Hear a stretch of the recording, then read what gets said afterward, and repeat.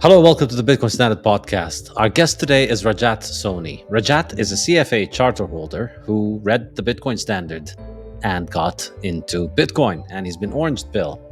And he's run into some interesting adventures with the CFA about Bitcoin and about his recommendation of Bitcoin to his clients and his recommendation of it on Twitter. So I followed with interest what Rajat was going through.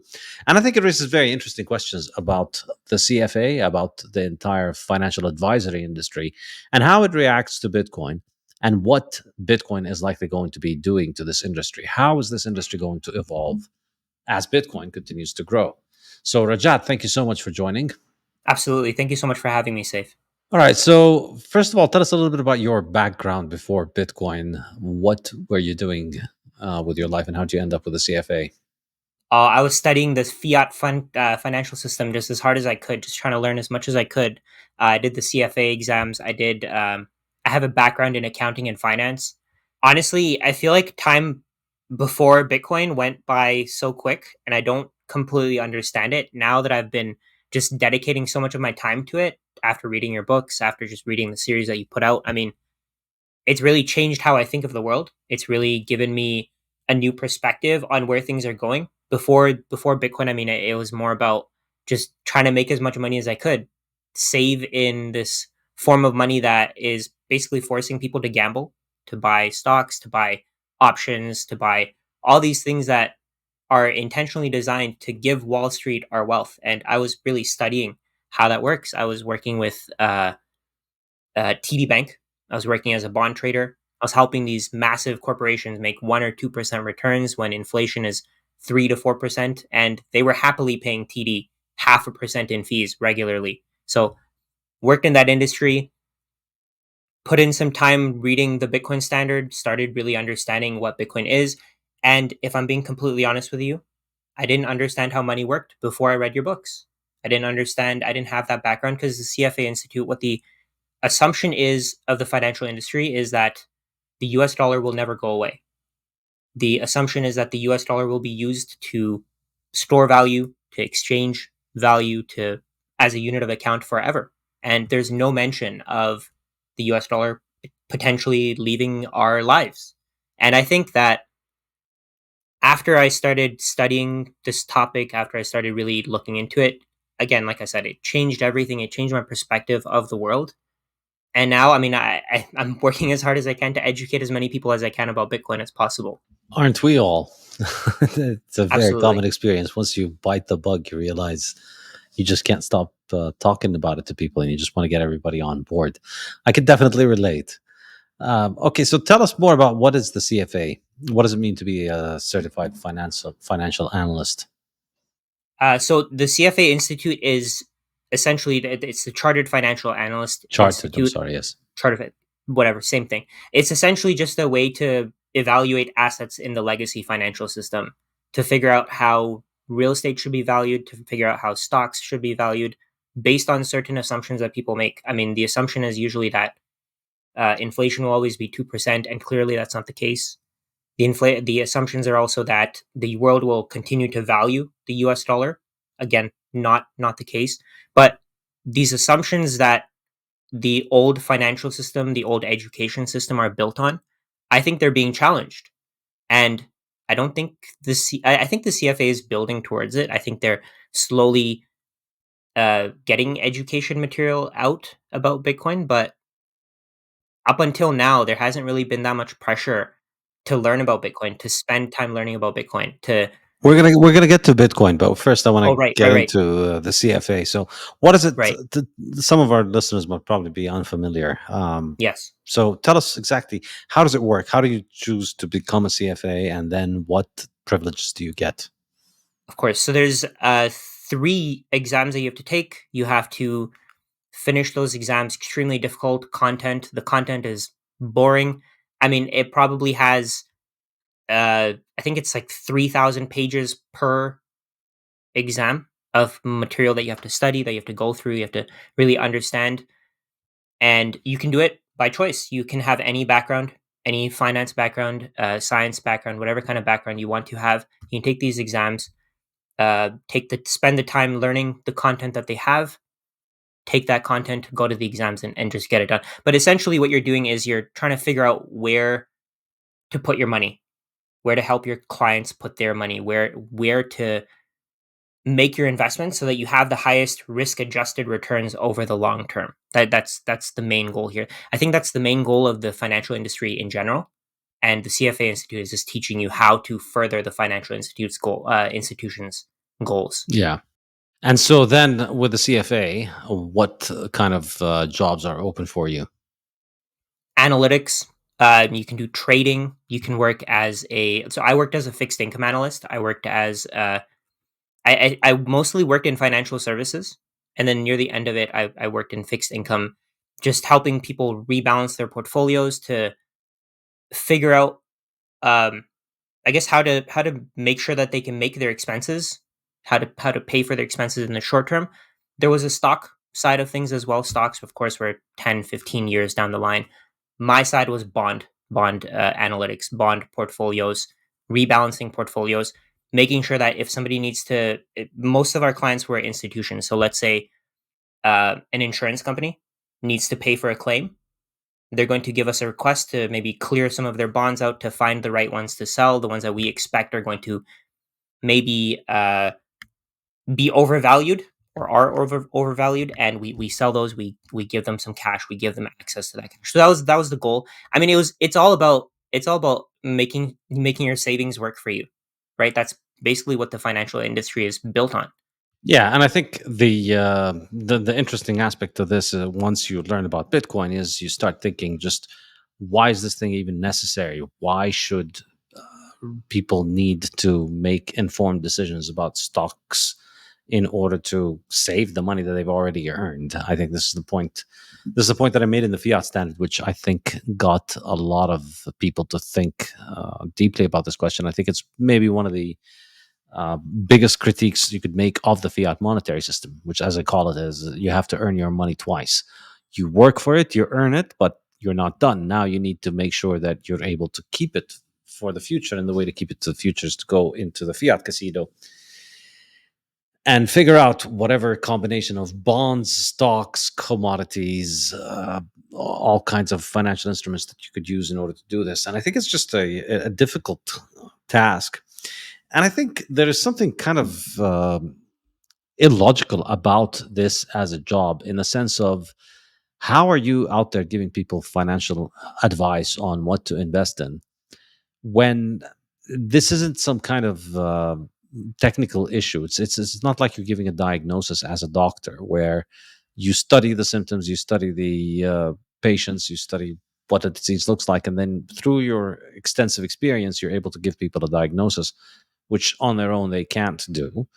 But it's a diagnosis that's based in scientific fact. It's based in on literature that should be built on decades of experimentation and records and scientific processing. And there is a falsifiability for it. To give somebody a diagnosis for a tumor, then they operate, they're going to find the tumor or not find the tumor. So there is a sense of, you're dealing with the real world. Whereas in financial markets, ultimately nobody knows what's going to happen in the future. It's completely, well, not completely, but I mean, it's fundamentally unknowable. Who knows what's going to happen? You're going to get something like COVID, you're going to get some kind of a financial crisis. So nobody really knows what's going on. And how is it certified? How do you become certified in order to be able to give this as or chartered, I should say, that an organization is out there chartering you, saying that you are qualified to give advice and tell people where to put their money and which stocks to pick, when that could be a winning thing or it could be a losing thing, right? That there's no guarantee that your advice is correct. Yeah, absolutely. Nobody knows what's going to happen in the future. I mean, the way that I think of it, my job was essentially useless. I was working. I know a lot of financial professionals are going to be very offended by this, but I've come to the realization that the job that I was doing was a waste of resources. I could have easily been spending my time doing something a lot better. Do you think it's a waste of resources in general, or is it the fact that it is in the fiat system? But you could also argue that in the fiat system, given that the money is being debased, people do need to make those choices, and financial advisors and financial analysts can help them make more informed choices. So, aren't you being a little too harsh by saying it's useless? I mean, the way that I think of it, I'm being realistic. I mean, if we had a sound money standard, we wouldn't need these kinds of jobs in the first place, right? The people who are paying me to give people advice are the ones who are making this problem happen in the first place. I worked at a bank. The bank is the one that's creating this money, giving people mortgages, as many mortgages as they want to, and at the same time, they're offering the other side of the solution where you can protect yourself from the debasement while they're the ones who are debasing the money in the first place. Let's say Bitcoin didn't exist. Let's say we're living in a pre-Bitcoin world. Would you still think the same thing? Would you still think that it's useless to be a financial analyst, or do you think that's necessary at that point? Right? I think before Bitcoin existed, I mean, like from your book, the gold would have been a great substitute. But the issue with gold is that you can't move it through the internet. We're moving to a different part of the world. Without Bitcoin, I mean, I think that the current financial system works the way that it does, and there's no real better solution, right? We can't trust just the random people to on our street to create their own form of money. We do have to rely on a central authority. With Bitcoin, it changes everything. Now we don't have to trust anybody. We don't have to rely on some random person that we don't know who doesn't care about us. The people at the top, I mean, the people who are creating this money, they don't care about us. They don't know us. They don't have any invested interest in our success. So to them, we're resources and we're essentially just pawns in that game that they're playing, right? I mean, that's just the way that I see it. But in the old system, there was no way to get around this. We had to rely on this. In the new system with Bitcoin, changes everything. Yes. So you think in the fiat system, the financial analyst job makes sense, and you'd Yes. probably, if you weren't one, you'd probably hire one. You think?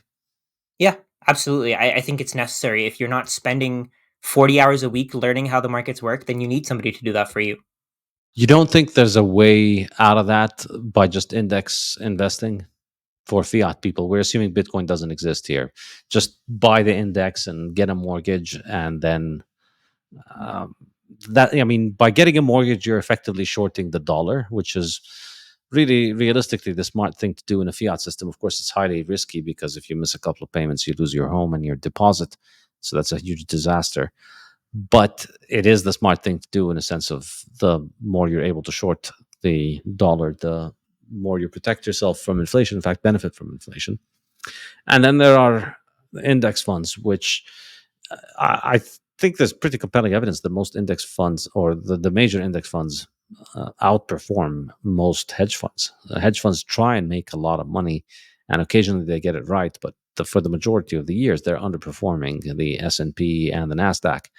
So why would I hire a financial analyst instead of just getting a mortgage and putting all my money in S&P and NASDAQ? The way that I think of it, indexes work great when times are good, right? I think you need to invest when you're just a uh, when you don't have the background in finance, when you don't really see the world going differently from how it's going right now, when you have those assumptions, you're also buying into the assumption that this is how things will continue in the future, right? The S&P 500 relies on the US government being able to print money. That at least that's how I think of it. That's how I see it. If the US economy somehow something happens to the US economy, I'm not saying it will, I'm not saying it can. There is that possibility though. There's the possibility that more competitors come up and they essentially try to attack the US financial system from within. And I think that's what could happen with maybe BRICS. I don't know how much of an impact that'll have, but I mean that's the assumption that you're making, right? When you buy just the S&P 500, you're relying on the US economy growing and continuing to grow essentially forever.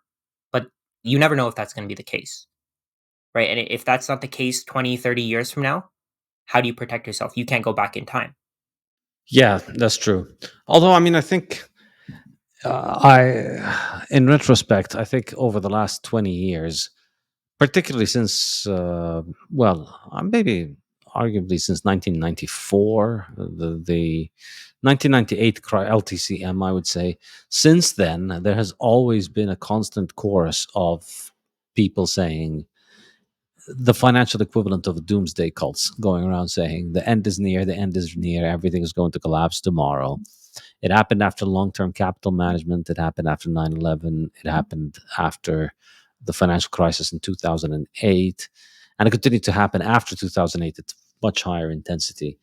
And that happened after COVID. And yet here we are, 2024, and the S&P 500 is still making all-time highs almost every month or something like that. I don't really follow closely, but I think it hit an all-time high, like I think in June, right? I think it hit a more recent all-time high too. It's been Okay. just going straight up, so Yeah, it's just number go up, insane. just at a much slower pace than Bitcoin, but it just keeps going up. I think people who sounded very smart saying, let's protect you against all of these uh, unpredictable disasters that are going to come around, against all of these black swans, there's these collapses, hyperinflation, and so on. I think looking back now in 2024, you have to remember that all of these things, yeah, they sound nice and they sound like they're common sense precaution, but they cost money. You can't buy insurance for free, and you can't insure against everything. You will run out of money before you insure against all kinds of possible scenarios, because there is an infinity of highly improbable scenarios, an infinity of things with a 1 in a million chance of happening, and you'll just run out of money trying to insure against everything. So I think, in retrospect, probably over the last 20 years or so, even throwing in the 2008 financial crisis and the COVID uh, insanity, if you just held and you shut off your news and you didn't listen to any of the financial talking heads and just bought S&P and NASDAQ, you've almost certainly outperformed all the massive big money, the hedge funds, the talking heads, the think boys, the macro bros. You've arguably outperformed them, and you've done that without spending any time. So, like, you can spend your time instead focusing on your actual competitive edge, which, unlike stock picking, is something that you can control in a much more sane way. I mean, you can just get good at driving cars and then just start driving people around in Uber, and then you get a high rating, and then you start making good money in Uber. You can figure out how to do it at the times that pay you the most, and you can get good at it. Like all of these predictable jobs, you could become a doctor, you could become something where there's a predictability to the job, where you know if you put in some effort, you put in some work, you're going to get results. And if you're able to focus on something like this, you're going to do better than people who spend their time trying to second guess the central bank of Japan and trying to figure out whether Russia is going to invade Ukraine or no, or whether Iran is going to strike Israel or no, what the central bank of the US is going to do. I mean, it's just an infinity of noise all around you. And it's very, very difficult to try and make sense of how this is going to affect the assets that you're interested in. So, yeah, we can have this kind of doomsday idea, but I'm just, again, we're still talking in a world with no Bitcoin. Even in that world, doesn't it seem like trying to pick stocks and trying to analyze financial statements and trying to look at bonds is probably counterproductive for most people, as long as these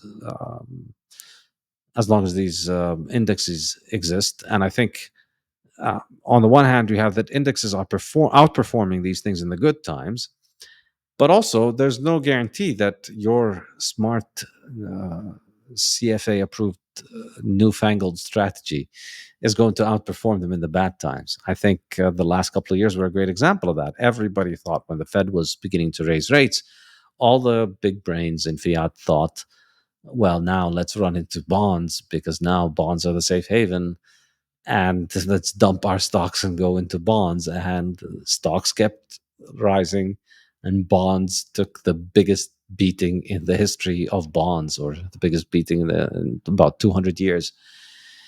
So, does it really even matter, even in a fiat world? Does it even matter to start trying to be a financial analyst unless you really want to work in this business as a full timer? Does it make sense? Ye I think you're absolutely right. I mean, the way that I was looking at it, I was looking at it more from the hedge perspective, from protecting yourself from really any angle. But I mean, you're 100% right. If people bought index funds, they do great. But I mean, again, I think I think one of the things that the financial industry provides something else. I mean, I guess you can study this on your own as well, but they kind of provide you with guidance on what to do with your money as well, how to be smarter with your money. I don't think most people really understand even the basics of personal finance, so they're not getting to the point where they can even get index funds. And those are the people that financial advisors aren't even helping, right? So I mean, again, I guess I would say that you're 100% right there. I mean, just buying index funds, spending less than you earn, I think you'd do great. Most people aren't even able to get to that point, though. Yeah. So, as a CFA, do you give people personal finance management, or is it all about stock picking? So now I've actually stopped. I don't personally buy stocks myself. I don't own any stocks. I don't own any real estate. At this point, it's just financial guidance. So if somebody wants to talk about Bitcoin, if somebody wants to learn about how Bitcoin works, we'll talk to them about that. Maybe they have a pending question that they just need answered and they don't understand something and they want to, instead of doing the deep dive, they just want me to give them the answer quickly. Something along those lines.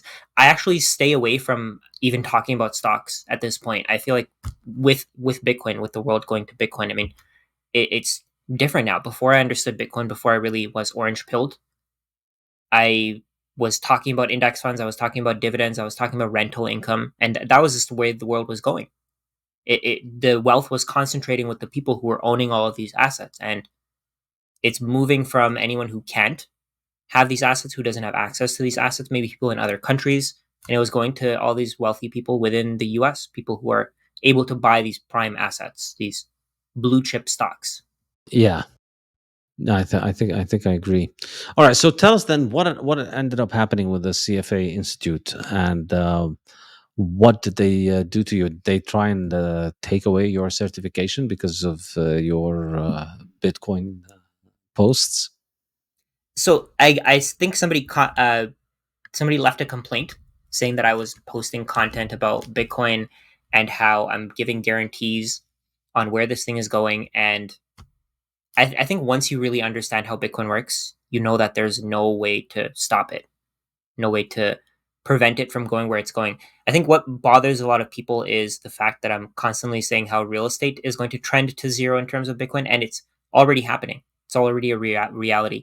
A house costs 7 Bitcoin in the US today. Eventually, it'll cost 1 Bitcoin. And I'm a very strong advocate of this. I will constantly be saying this online. I will constantly be telling people this. But the question that people have is, what if you're wrong? But once you really see what Bitcoin is, once you see how it works, once you understand how it works, I mean, that's the point where the CFA Institute hasn't reached yet. But once you see how it works, I mean, there's no way to dispute the fact that this thing is going to keep going up forever. Yeah, as Michael Saylor puts it, it's going up forever, Laura, as he famously said.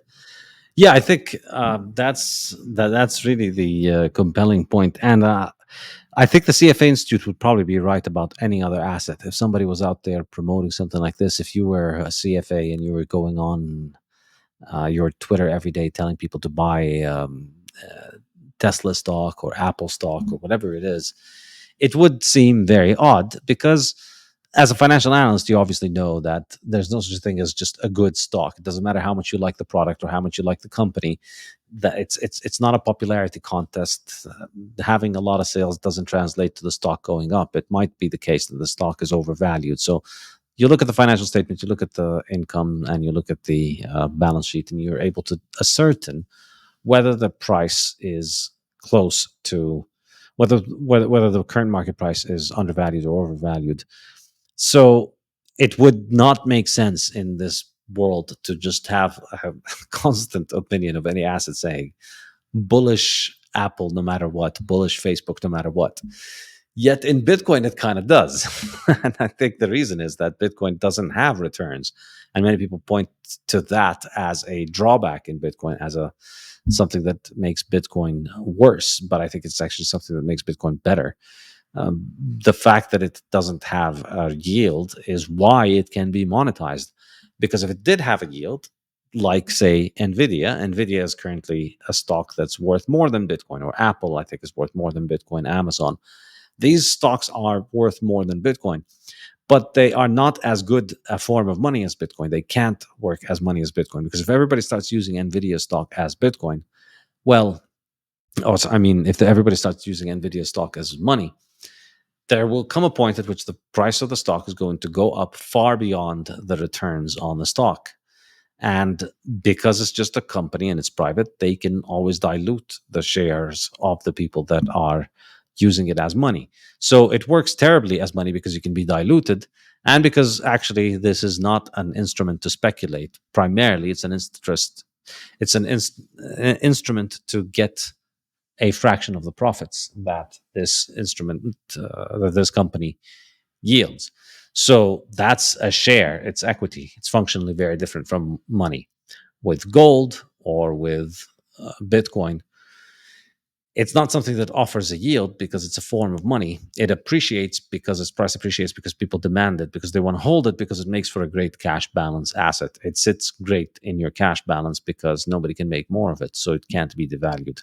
So it doesn't have the dilution risk that equity has, and it doesn't have the equity risk of shareholders getting wiped out because of lawsuits or bankruptcy or so on. So it's a lot less risky in principle than equities. But that's why, once you think of it this way, once you see it, then yeah, I agree with you. It looks like it's going up forever, and buying it, at least with a 5-year time horizon, seems like a good choice anytime, anywhere. Yeah. It's something that you could. I mean, I have no problems recommending it to anybody, and if I'm asked, I always say 5 year hold Bitcoin for 5 years and you'll be all right. I think in all the history of Bitcoin, there were only a few days in December 2022 in which people who bought 5 years ago were down. That was at the bottom of the 2022 market, which came exactly 5 years after the top of the previous bull Hmm. market. And so that combination led to a few days in which you were down if you bought 5 years ago. But then in a few days that changed because Bitcoin went up and the 5 year level crashed, and so there's almost always been a good return on a 5 year. And I think it's, if not 5 years, then wait a few more weeks and you'll be all right. So it's generally worked out so far. And of course, as CFAs will say, past performance does not guarantee future results, but they can be quite indicative. And unless something substantive and major changes in the fundamentals of Bitcoin, then I don't see why they would be different. I think the point that I make in the Bitcoin Standard is that this appreciation happened not by coincidence. It happened because the supply is irresponsive to increased demand. And unless somebody finds a way of making my node start churning out more Bitcoin, then I don't see that changing, because you can't just change it in your node. You have to change it in everybody else on the network. So good luck with that. Good luck convincing me to download inflationary software on my node. So, but unless you can do that, then we're not going to get an increase in the supply of Bitcoin to meet any increased demand. And the fact that that remains is going to mean a lot more people are going to continue to get attracted to it.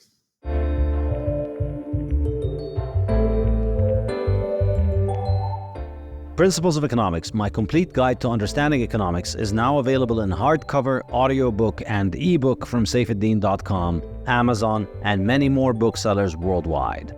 And now I am also teaching a course based on this book on my website, Saifedean.com. Principles of Economics will run the whole academic year, from September to June, and will have a new lecture every 2 weeks, as well as weekly live online discussion seminars open to learners from all over the world and from all walks of life. Whether you're a student, a professional, or a retiree, you are making economic decisions every day, and this course will arm you with the wisdom of centuries of economists to improve your economic decision making. You'll also get a free book of Principles of Economics if you sign up for the course. Go to Saifedean.com and sign up now. Yeah, absolutely. I think one point that you made there with stocks versus Bitcoin, the way that I see it, Apple from 30 years ago is not the same company as Apple is today. they're not the same company. They're not producing the same products. They don't have the same executive team. They don't have the same plan. They don't have the same ideas. They're changing constantly. On the other hand, you have one Bitcoin from 2010. That Bitcoin is worth the same amount as one Bitcoin from today. Any Bitcoin that's produced today, it's the same thing. It's exactly the same thing. It's never going to change. The 21 million fact remains that the 21 million will stay the same. Same thing with gold. If you had gold from 5,000 years ago, 1 ounce of gold from 5,000 years ago is the same thing as 1 ounce of gold from today. If they have the same purity, same element, you can't change that. You can't destroy that. You can't disrupt that. With stocks, the thing is that, I mean, again, it's all based subjectively on who's running the stock, the executive team, what they think the future will hold, how they think the future will change. I mean, the executive team could make one wrong decision and completely destroy the future of the company. For example, we have companies like Starbucks. Starbucks made some decisions in the past, and now they're suffering. Their shareholders are suffering. Of course, it could be part of. I think we've been in a recession for a long time now, but it could be part of that. But it could also be what they did over the last couple of years. I don't want to go too deep into that, but I mean, of course, any company can make those decisions that really hurt their company in the long term, and the shareholders have no idea that it's even happening because they don't know every single detail. You don't know every single detail that's happening in the back end. I mean, you could. I know it's not very likely, but even auditing firms can collude with companies, give them certain results that they want. They can audit their financial statements, and they can help them out, exactly like what happened with Arthur Andersen and Lehman Brothers. Arthur Andersen and Enron, I think it was. But Enron, yeah. whatever those correlations were, I mean, you can have the same thing happening today, right? You don't know what's happening with Apple on the deep back end. You don't know what the executives know that maybe the shareholders have no idea of. And again, completely different with Bitcoin, completely different with gold. We know that if you hold an ounce of gold, that ounce of gold is yours. It's a bearer instrument. With an ounce of with when one Bitcoin in cold storage, you know you hold that one Bitcoin forever.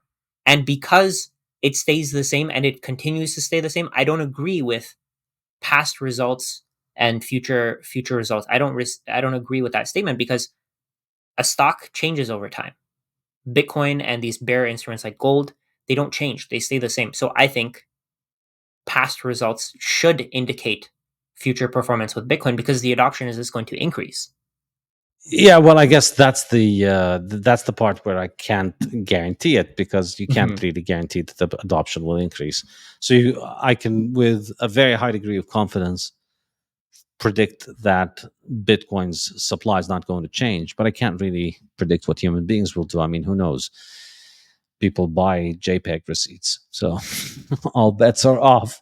But you know, the point that I bring up, I think, is that even if Bitcoin's demand doesn't increase, if Bitcoin's marginal demand every day stays constant, then Bitcoin's price will likely double every 4 years because the supply halves, the new supply that is being produced every day drops by half every 4 years.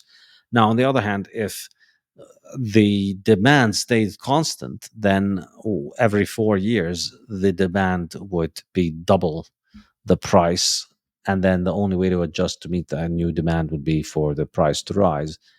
So even if, say, 90% of humanity were to swear off Bitcoin, they will just never, ever, ever touch Bitcoin. The 10% of humanity, or even the 1% of humanity, can continue to watch their Bitcoin appreciate because they're going to be, you know, they're taking a dollar, they're taking, say, 10 cents out of every dollar that they earn and they're putting it in Bitcoin. And if that amount of money stays constant, if that 1% of humanity keeps saving its money in Bitcoin and the 99% of humanity never touch Bitcoin, that 1% is still going to get richer because they're storing their wealth in a form of money that isn't getting debased. So every dollar they save in Bitcoin is going to get debased less and less and less over time. So every 4 years, the amount of debasement that it is subjected to daily is going to drop by half. And at the same time, all the other alternatives forms of money are going to continue to decline. So I'd agree with you that there is a lot of reason to say that maybe past performance does guarantee future results, but I'd be hesitant to say it. But I mean, hey, you're the CFA, so what do I know? Probably not at the same magnitude, but I mean, I think over time, the purchasing power in anything stored in Bitcoin is going to go up, right? Maybe it won't go up 10 times a year, but Yeah. maybe it'll go up 5-10% a year because over time, even the people who own it, they still want more. It's not like they want less. I don't know a single person who wants less Bitcoin. If they understand how Bitcoin works, I don't know a single person who actually wants less. If they have to spend it, if they have to sell some, of course, to pay for their expenses, it's not like they're doing it intentionally. They're not trying to get rid of their Bitcoin. On the other hand, with something like rental property, you kind of have to get rid of it at some point because there's management involved. With Bitcoin, you just hold on to it. Yeah, this is another massively underrated benefit. A lot of people talk about having success with real estate, but a lot of that comes with a lot of active management. Say you're renting out apartments or you're renting out an Airbnb. It works out as an investment, but you got to remember that that's a job. You're taking out time from your job. You could be out there learning to become a better doctor in that time, focusing on your advantage, which is you're a doctor, you're trained as a doctor, so you could work as a doctor. But yeah, if you sacrifice time from being a doctor and you spend it on working on accumulating financial assets which can beat inflation, then yeah, you can make a return. But the question is, was it worth your time?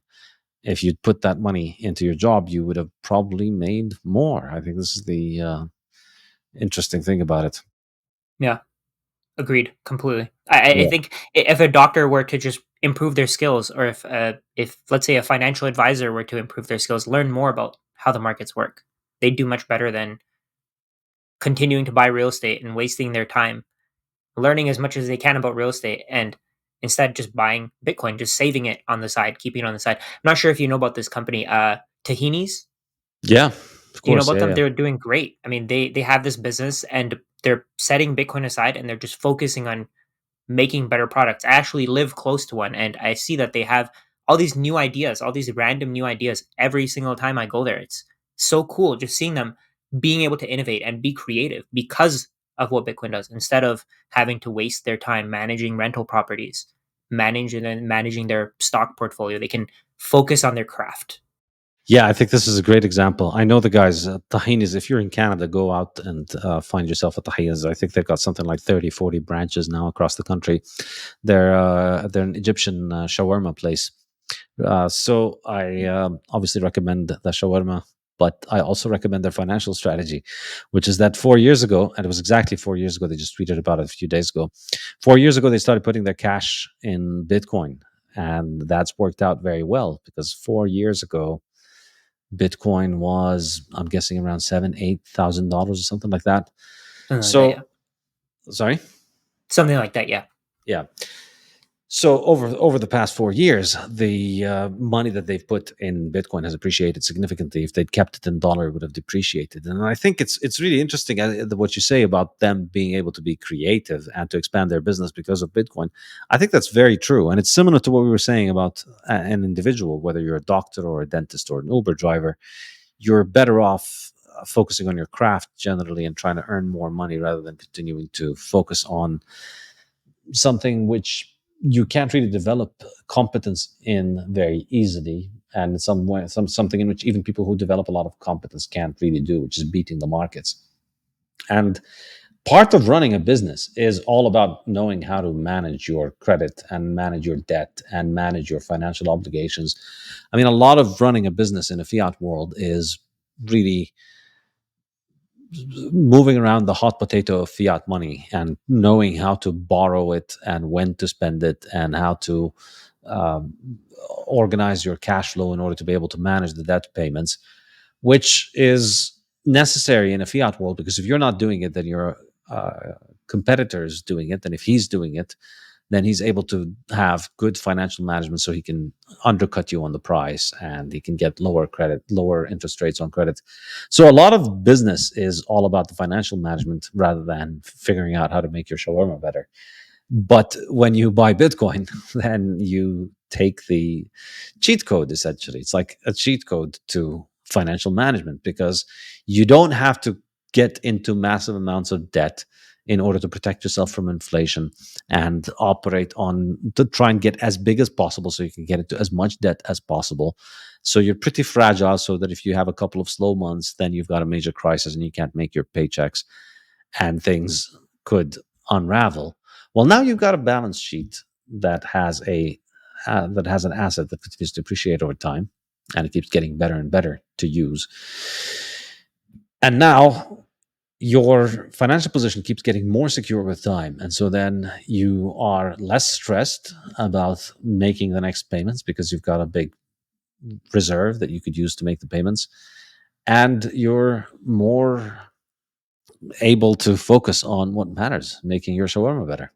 And I mean, if they really have to, if they end up maybe in a financial position where they're not making money, if we do go to a recession, their Bitcoin is very likely going to appreciate, and they can keep funding their employees' salaries, and they can help their employees live a good life at the same time, just because of how things go with Bitcoin, just because of how Bitcoin supports the small business, how it supports people who want to create value and add value to society.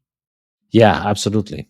This podcast is also brought to you by the Bitcoin Way, your professional Bitcoin IT team offering you personalized, secure, and comprehensive solutions for every step along your Bitcoin journey. The Bitcoin Way offer live concierge service to guide you with your Bitcoin cold storage, running your node, privacy best practices, inheritance planning, corporate strategy, and multi-sig solutions. They don't touch your coins, they guide you through the process of acquiring your coins and securing them. If you'd like to make your setup safer and more reliable, book a consult with them and see what they have to suggest.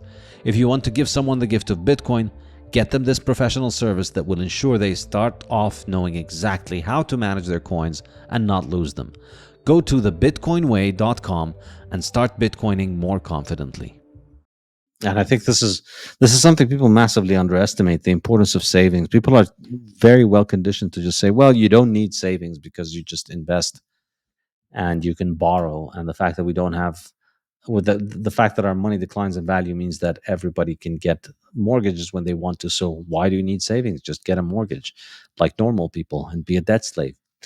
Well, no, debt slavery is expensive on the soul. It's destructive, it's stressful, and I think a very important part of it is that it's limiting to your liberty. You can't live your life as you want because you're tied in with a 25-year mortgage. You're tied in with a massive loan for your business, and you just can't opt out of any of those things. You need to keep continuing to work on them to constantly make the payments, and your sense of security is undermined. And I don't see why this is marketed as such an obviously good trade that look, we just give up a little bit of financial security and then we can get more GDP, which means we can get more cheap plastic crap toys that we don't need.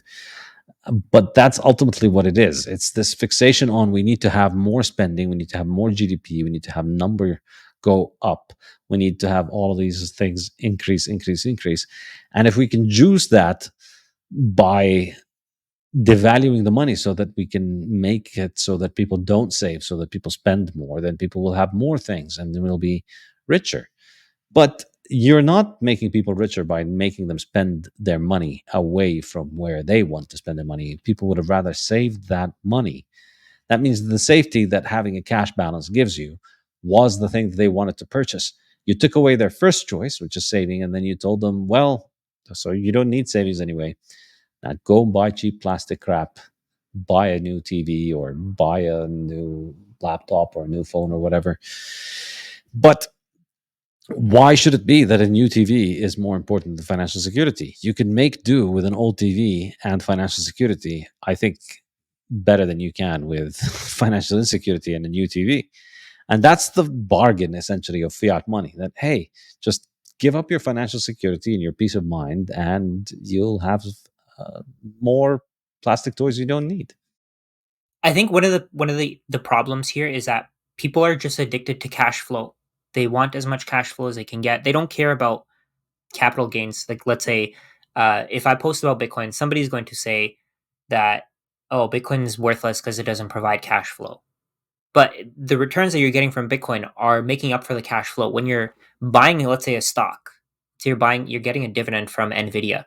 Nvidia is forced liquidating their capital to give you your dividend, so you can spend money and you can have more of an incentive to buy their shares, and they have more capital coming in.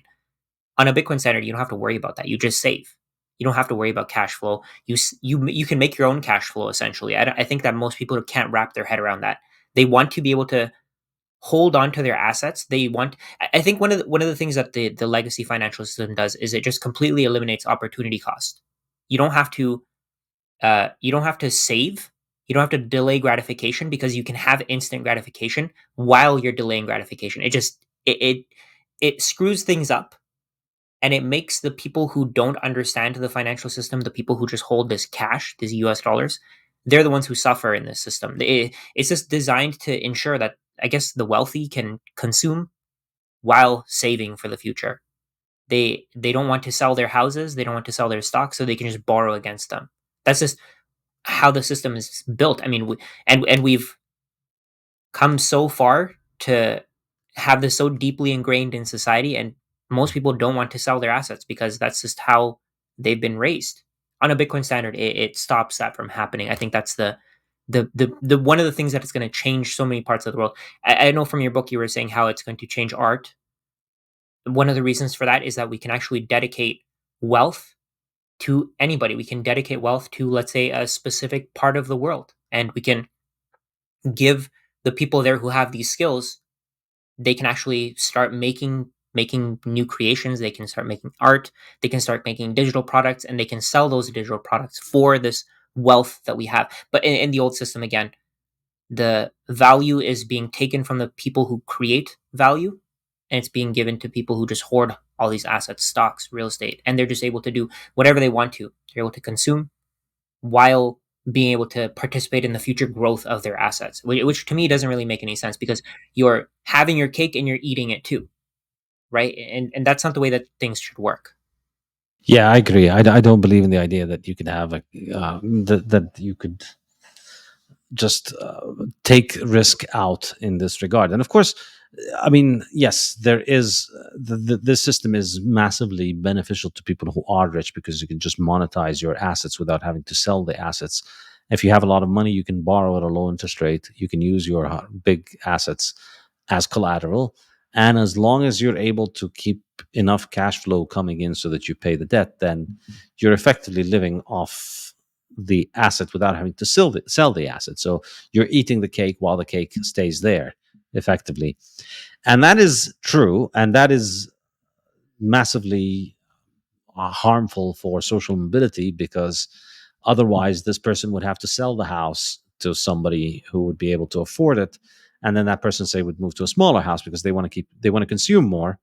So you move to a smaller house, you sell the bigger house, and the person who wants to buy the bigger house can now afford it because they've worked their way up. But when you have that system, it's just the haves keep their stuff, and the have-nots keep watching the stuff that they want get more and more expensive, and they see their paycheck and their savings not keeping up. But there's the flip side to this is that, yeah, the rich get to keep their stuff, but they also risk losing their stuff completely. There's always that risk. So they're protected in a sense, but you're a couple of paychecks away from losing everything, and then that's a real problem. So it does have the wrong kind of social mobility, if you want, and that you could be very rich, but you miss a couple of paychecks and you lose your house, you lose your business, you lose your job, you lose everything, and you're back on the street. But that's also not very good for mobility because the poor people also suffer from that as they start accumulating assets, as they start buying things and getting into debt. They also get into the same kind of problems as well. So it helps. It stops them from appreciating their wealth significantly, and that's why I really think there's nothing you could do to help with inequality or with any of these problems that you have other than just people having sound money. If people just had hard money, everything would be so much better. Yeah, if people didn't have to study for 4 or 5 years to really understand how the financial system works, I mean, they wouldn't be making the mistakes that they're making today, right? It all goes from really theory to just being common sense. Right now, the theory tells you, oh, you should invest, you should buy stocks, you should buy real estate, you should do all this stuff. But I mean, it just goes to being common sense. You just spend less than you earn, save the difference in Bitcoin. That I think that's the part of it that the financial industry doesn't like. The CFA Institute probably doesn't like, because we go from needing this CFA designation to provide financial advice to not needing it at all. And now anybody can really help anybody else be educated on finance, and everybody in the world can benefit from this asset. Yeah, this is, I think, the uncomfortable thing for the CFA. I don't think they quite get it yet, but they don't imagine that we could be in a world in which people's money outperforms their financial advisor. But I think that's logical. Is that should be the case. Money appreciates to the extent of the increase in productivity all across society. But that's, I mean, obviously, it's distributed, so there's a lot of increase. So it's going to have to be difficult for you to beat it with an individual investment. That should be the case. And that's fine. It shouldn't be, we can't have a world in which the majority of people outperform the market, because the market, by definition, the market is, half of people are going to underperform and half are overperforming. So that's always going to be the case. What hard money allows us to have is that the base case is you appreciate your wealth.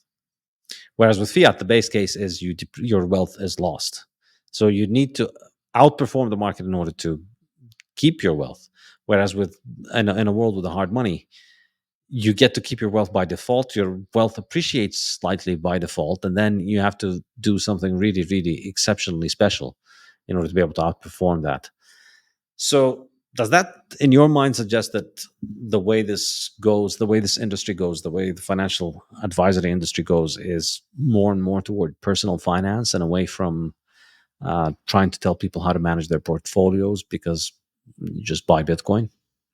Yeah, absolutely. I think on a smaller scale, you can outperform Bitcoin. Let's say, so I started a YouTube channel recently, and I invested $500-600 into it, which instead of I could have bought Bitcoin. But on my scale, the scale that I'm at, the investment that I made has tripled, quadrupled in value. On a small scale, I can do that. But let's say you have a massive company, one of the S&P 500 companies. They can't triple their investment. They're not going to triple in a year, because I mean, of course, they have all of this bureaucracy. You have to rely on an executive team agreeing with you, making your ideas. You have to just go through so many hoops to make your ideas work. But on an individual scale, like let's say for me, let's say for you, you can go and write a book, and you can spend your time, you can spend your Bitcoin on writing this book, and you can probably triple, quadruple, 10x the value of your Bitcoin. You can get back 10x the value, but on a bigger scale, you can't do this. I think yes, I completely agree with you.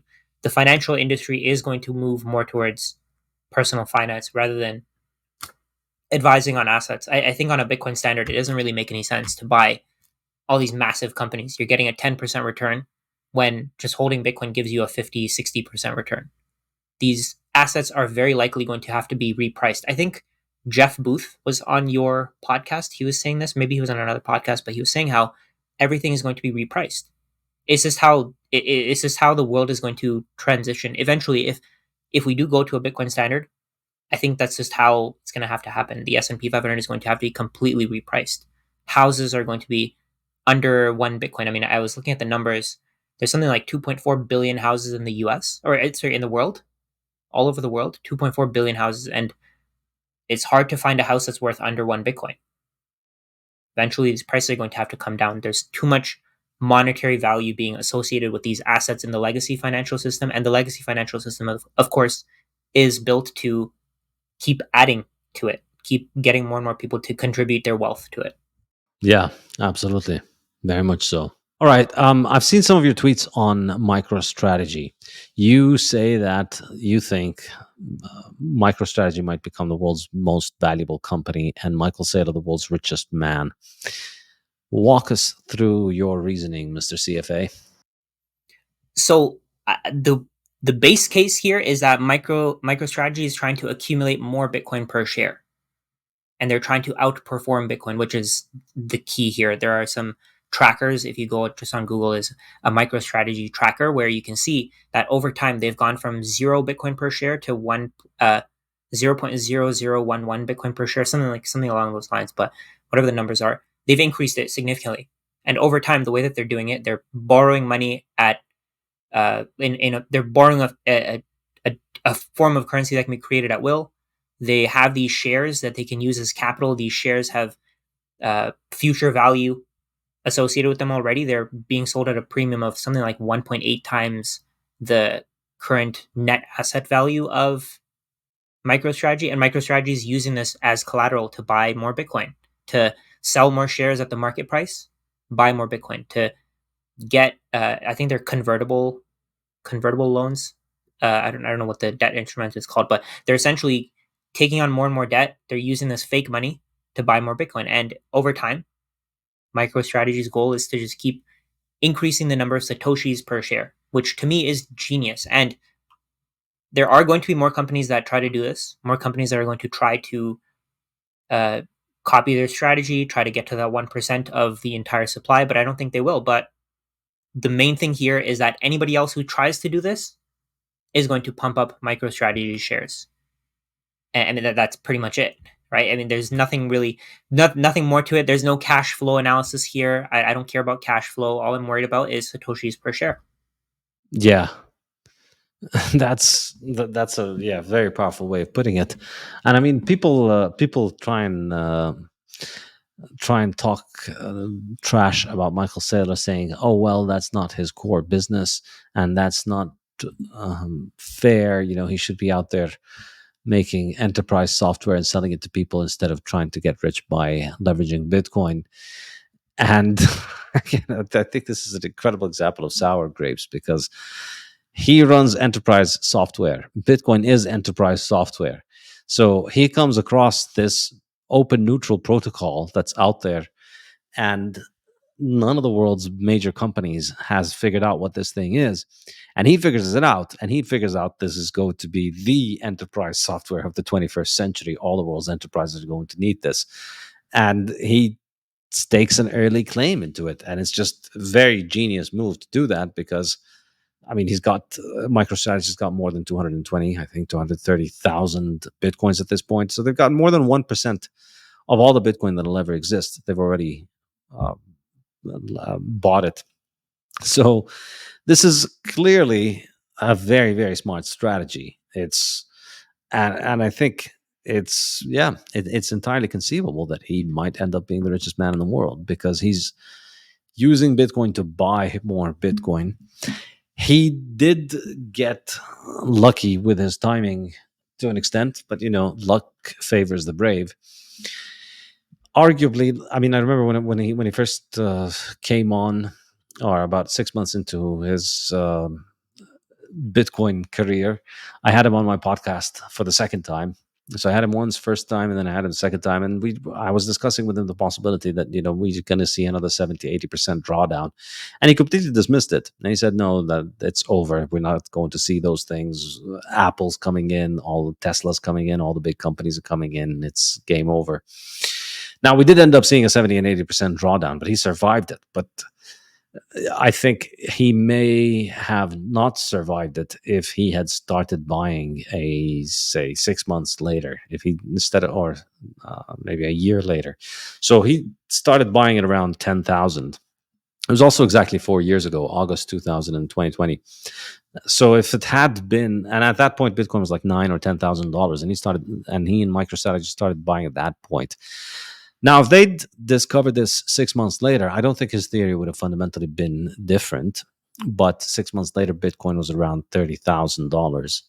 Or 8 months later, Bitcoin was around $40,000, something like that. So if he'd started coming in aggressively from 40 to 69,000 during the bull market, and then the price crashed down to 15, that might have been risky. But he's crossed that chasm now. And I don't think he's going to put himself in a position where he's going to be wiped out with a 70-80% drawdown. I think he saw it last time. He told me, and the next time I had him on, he told me, all right, you were right. But I don't think he's going to take his chances again. And at this point, he doesn't need to. He could still run this strategy relatively conservatively without taking on a lot of leverage and be completely immune to liquidation even after an 80-90% drawdown, and still manage to keep outperforming Bitcoin. So I think you've got a strong case there. I think Bitcoin continues to appreciate. Michael Saylor might rule the world. The good thing about his strategy is that he's intentionally getting these loans that can't be called. So he's getting 4 or 5 year terms where he knows for a fact that he's not going to get margin called. So if something does happen, he can probably roll that loan over if he wants to. He can pay for the servicing with his company, the cash flows that he's making. And I don't think that would be a problem. If anything, worst case, maybe he can put more Bitcoin up for collateral at some point if he needs to. Over time, the thing is that he's paying off his loans. It's not like he's not paying off the loans. He's still paying them off. And then the Bitcoin that is not being used as collateral, he can just add it to his collateral, right? He can just make it. He can essentially recollateralize his loans with Bitcoin that hasn't been used yet. Yeah, exactly.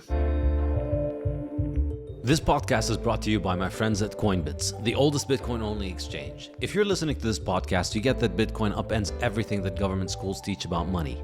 Coinbits is the money app designed for people like you who understand Bitcoin and want to use it every day. Coinbits pioneered the concept of roundups, which converts your spare change into Bitcoin. Simply connect your debit and credit cards, and your usual purchases are rounded up to the nearest dollar, letting you save more in Bitcoin as you spend more. My favorite new Coinbits feature is Spending Insights, which gives you real-time feedback about how much of your money is chasing high-time preference, short-term gratification, and how much you are providing for your future with low-time preference choices. As always, Coinbits provides a terrific self-custody experience. Connect a hardware wallet for automatic withdrawals, so you keep counterparty risk to a minimum. Coinbits also offers peer-to-peer cash and Bitcoin payments, target orders, price alerts, and more. Coinbits can help you do almost anything you need with Bitcoin. Go to coinbits.app/Saifedean and get 3 months free. Again, that is coinbits.app/Saifedean, Saifedean. The Bitcoin Standard podcast is brought to you by Orange Pill app, the Bitcoin-only social network that connects you with high-signal Bitcoiners, events, and now merchants as well. If you're like me and can't stop talking about Bitcoin, you know how challenging it can be to talk to the no-coiners and how nice it is to talk to someone who gets you. With the Orange Pill app, you can find the Bitcoiners near you and they can replace the no-coiners in your life. You can organize events and meetups with local Bitcoiners, and wherever you travel, you can meet up with local Bitcoiners, all while being as anonymous as you like. So if you want to build your local network of Bitcoiners, find a Bitcoin meetup or merchants accepting Bitcoin, head over to orangepillapp.com to sign up, or download the app from the App Store or Google Play Store and send me a DM so we can get connected. Yeah, I think it's a very, very, very smart move. And I think 5 years from now, 10 years from now, a lot of people are going to be asking themselves, how could I miss that? Why did I miss it? Why didn't I listen? And we'll be there to remind them that a lot of people tried to tell you and you were being a smartass about it. You were sitting there telling us, oh no, they're going to hack Bitcoin and they're going to shut down Bitcoin and they're not going to let it work and so on. But you know what? Opportunities wouldn't exist if people weren't thick. If everybody knew, I mean, this opportunity absolutely would not exist. You're right. If 99% of the world was already into Bitcoin and they already understood Bitcoin, we would already be on a Bitcoin standard. Yeah, there'd not be the massive appreciation and opportunity ahead of us. Yeah. Yeah. All right. So now I'm going to try and get some useful, actionable information out of you for my listeners. What are the most important things that you should know as somebody who's trying to save for the future? What are the important aspects of financial planning that people should keep in mind?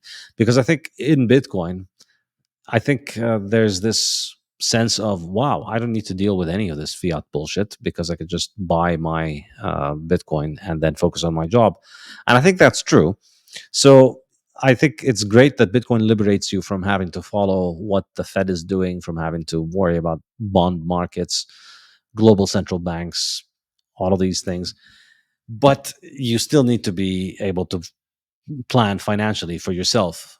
So, what are the basics of financial planning that you would think are the most relevant for a Bitcoiner? I think the first thing is making sure you spend less than you earn. That's the key. I mean, if you can consistently do that, you're going to be able to build your Bitcoin savings. That's the first thing. The second thing would be to make sure that you're not taking on stupid loans to buy things that you don't need. If you're taking on credit card debt to go on vacation, I mean, you're kind of screwed. If you're taking on tens of thousands of dollars of credit card debt to go to vacations with your friends and family just to take a picture, or with just go alone, post that picture on Instagram, take a video, post it. I mean, you're in a bad position already. So avoid those loans for consumption items. I think investing for assets like hard assets like Bitcoin, I think that's a smart decision. I think that could work pretty well. I personally wouldn't recommend it for the average person to take on debt to buy Bitcoin, just because the the volatility there can kind of hurt you. But in general, avoid debt. Uh, Avoid those 20% interest rate credit cards, 30% interest rate credit cards, because you're never going to be able to pay them back. If you just keep paying the minimum payment, you're just going to get worse and worse, and you're going to keep digging yourself into that hole further and further. After you've dealt with all that, I still think that there's a value for insurance, being able to transfer some of your risk to someone else. Let's say, I'm not saying get whole life insurance. I'm not saying get a specific type of insurance. I don't sell insurance. I have nothing to do with that. But I think having term insurance could be smart, because if you, let's say you're in your prime earning years and you pass away and you don't have enough of a Bitcoin stack, if you don't have enough savings, your family is going to suffer without you. If you're the main breadwinner and you're the one who's earning all this income, you need to make sure that your family is safe. If your family is not safe, if you were to pass away, if your income were to disappear overnight, then you're not doing your job, right? I think that's the thing for the main breadwinner of the family. Having term insurance, having a certain amount of insurance to protect your family in case something does happen to you, that's key. After that, I think you can start going into saving for the short term. Have an emergency fund, have a sinking fund for any expenses that you think are coming up. Let's say you have to pay for tires, and your tires are going to cost you $1,000, and you need them in a year. You can start saving $100 a year. Put those $100 a year into the sinking fund. Just build your savings, build your ability to pay for this thing that you know is coming up, this expense that you know is coming up, and make sure that you don't have to sell your Bitcoin when this happens, just unexpectedly, because you never know. Let's say a year from now, Bitcoin's price drops 80%. You don't want to have to sell your Bitcoin at that point to buy a consumption good, which I think would not be a very smart decision. The next thing you want to do is, regardless of what happens with fiat currencies, I think it's smart to have a small stash of fiat, maybe 3 to 6 months, whatever you're comfortable with. Just have that set aside, because if, let's say, the world does go crazy, let's say something happens, let's say the internet stops working, let's say something happens here where you're in a position where you can't pay for your lifestyle, maybe you want to have some physical cash, maybe you want to have a little bit of gold just on the side in case. I think all those things, when you combine all those things, you're in a pretty good position to start buying as much Bitcoin as you can. Once you have those things set aside, keep investing in yourself, keep building your own skills, keep being able to provide value to society, to the economy, to the market, and I think you're going to be in a pretty good position to start buying Bitcoin. Once you have all those things set aside, I think you're pretty safe. There may be things that I missed there, maybe some nuanced things that apply to one person, an individual. I don't think that 401ks are the smartest decision at this point. I don't think buying things like rental properties at this point is very smart. The price of rental properties is going to trend down, and your goal, if you're buying rental properties, is to save for the future, to build value for the future. If your rental property is worth 7 Bitcoin today, and in 10 years it's worth 0.7 Bitcoin, you've lost 90% of your purchasing power in real terms. In terms of maybe fiat currencies, maybe you're rental property will double in value or triple in value in that time, but what's that money really worth if you can't spend if you can't get the best asset in the world, then you've lost a significant amount of your money. A lot of people who are buying stocks, buying real estate, they're buying as much as they can, and they're missing out on this complete change in how the world is working because they're so stuck in this old financial system. So I think once you have those things set aside, once you have the short term issues resolved, you can start looking into Bitcoin. Start building a Bitcoin stack. Start building small amounts over time. You don't have to buy thousands of dollars of worth. I think that's one thing that a lot of people are confused about. They think that you need to buy $60,000, $70,000 worth at the same time. You can't buy fractions. But that's the thing. You can buy $1, $10 worth, $5 worth, whatever you want to. There are, I have some friends who live in Nigeria, just people that I met through social media. They're buying a few cents worth a day if they can, because 1 naira is equal to 1 Satoshi at this point. So they're buying whatever they can, and they're stacking as much as they can. And I feel like the people in those countries, they understand the value of Bitcoin because the naira is always losing value. People in the US are not seeing it. But once you see it, again, it shows you how personal finance and Bitcoin just really work together. They're the perfect match. They're just made so well. They're when Bitcoin solves all of the problems that we had in the old financial system, the economic problems, and it solves all the the personal finance problems that we've been experiencing. You're probably not going to have to borrow money to buy a house on a Bitcoin standard. You're going to be saving for maybe 3 to 5 years, and eventually you'll be able to buy that house because your savings, your delayed gratification will be compensated properly. Yeah, I agree. And I think there's something really nice and liberating about buying things in cash. If you've actually just saved up for the thing that you want to buy and then you manage to go and buy it, I think it feels a lot better than buying it with debt. Making a massive purchase that's going to tie you down to a financial liability for 20, 25, 30 years. I mean, you're happy you have the house, but you've just loaded your back with a very massive burden, and the fear of anything going wrong is going to be very stressful. So people are scared of this idea, but I think with Bitcoin, look, you can save and it appreciates, and then you'll be in a probably if you're willing to give up buying things for a few years in order to hold on to Bitcoin instead and save and accumulate Bitcoin, then you'll be able to buy things with cash, which I think is a lot better in many ways. And you're actually giving somebody value. You're not giving them this fake piece of paper that's worth nothing. You're giving them actual value. You're creating, you're compensating someone for creating value with real value. You're giving them something, an asset that they can just hold on to. They don't have to think about investing it or putting it into their bank account. They can just put it in their wallet and they're good to go. Absolutely. All right. Well, Rajat, do you have any other important insights and ideas you'd like to share with us? I think reading the books that you wrote, I think they just changed my entire perspective of where the world is going. I think that's the thing that I want a lot of people to really come to the conclusion of. I want them to see where this is going, and I think your books did a great job of it. I think they did an excellent job because they summarized everything that's going on, the history of money, the way that money has worked in the past, the way that money will work in the future. I think that's the main thing here. I just want to get the word out. I want more people to understand this, to learn about this, to be able to improve their lives. That's what I've been doing. I've been trying to do that with my YouTube, my Twitter, my Instagram previously, but I mean, the goal here is to help as many people as possible. Yes. Thank you so much, sir. Really appreciate it. So where can people find you on the internet? I'm on YouTube, Rajat Soni Finance.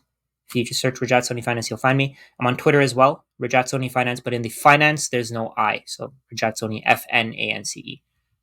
Other than that, I'm not too active on Instagram anymore. I was posting a lot on Instagram. I have a newsletter, not too active on there. Yeah, I think the YouTube is probably the greatest way to find me. That's where I'm putting out the most content at this point. Nice. Okay, excellent. Well, thank you so much for joining us, and thanks for sharing your experience. And I hope you continue to tell people more and more about Bitcoin. The world needs more Bitcoin evangelists. So thank you for all you do. Absolutely. I think your book did a great job, and I've been pushing it as much as I can. I've been trying to help as many people just read this.